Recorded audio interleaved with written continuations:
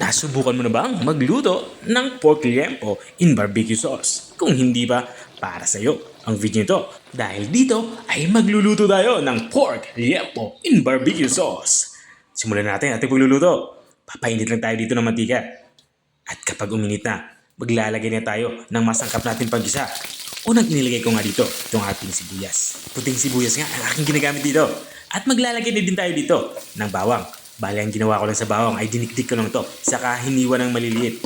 Ang gagawin natin dito ay papalabasin natin yung aroma nito. At kapag ganito na itsura niya, ilalagay na natin itong ating pork liempo. Mahigit 1 kilong pork liempo nga ang aking niluluto dito. Hiniwa ko lang ito ng tamang laki lang. Ang gagawin natin dito ay igigisa natin to hanggang sa magkulay light brown ang kulay nito. Katulad ng nakikita nyo. At kapag ganito na itsura niya, ilalagay na natin yung iba pa nating mga pampalasa. Naglalagay nga ako dito ng dinurog na paminta. At dito naman sa part nito, ilalagay ko na yung ating oyster sauce. Sasamahan ko na din ng kaunting toyo. Mga kalahating cup ng toyo yung aking inilalagay dito.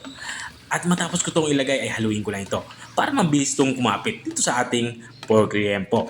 Matapos ko ang mahalo ito ng maigi ay lalagyan na natin ito ng sabaw. Nagamit nga tayo dito ng Sprite. Ito na yung magiging sabaw niya.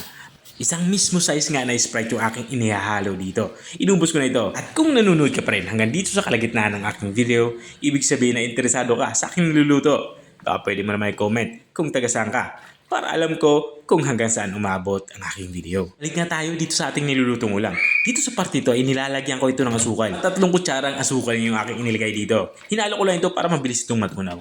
At saka natin ito tatakpan. Papakuloy natin to ng mga 20 to 30 minutes para siguradong maluto itong ating pork liempo. Makalipas ng 15 minutes ay binuksan ko muna ito. Kung nakikita nyo ay halos may gana din yung sabaw. Pero hindi pa tayo tapos sa ating pagluluto.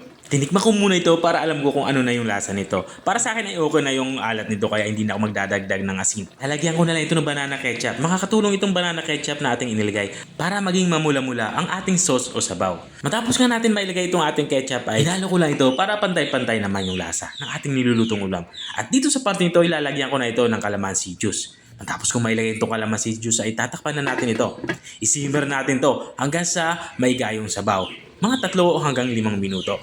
Pakalipas ng 5 minuto ay binuksan ko na nga ito. Dito sa parting ito ay lutong-luto na nga itong ating ulam pananghalian. Nakuha ko na yung lapot na gusto ko sa ating sabaw. Ito na nga yung ating pork liempo in barbecue sauce. Kung nakarating ka hanggang dito sa dulo ng aking video, maraming salamat sa panonood. At kung nagustuhan mo naman yung bago nating recipe ibinahagi, pwede mo naman to i-share. O siya, hanggang dito na lang ako. Kita-kita ulit sa mga susunod kong mga videos. Paalam! Bye-bye!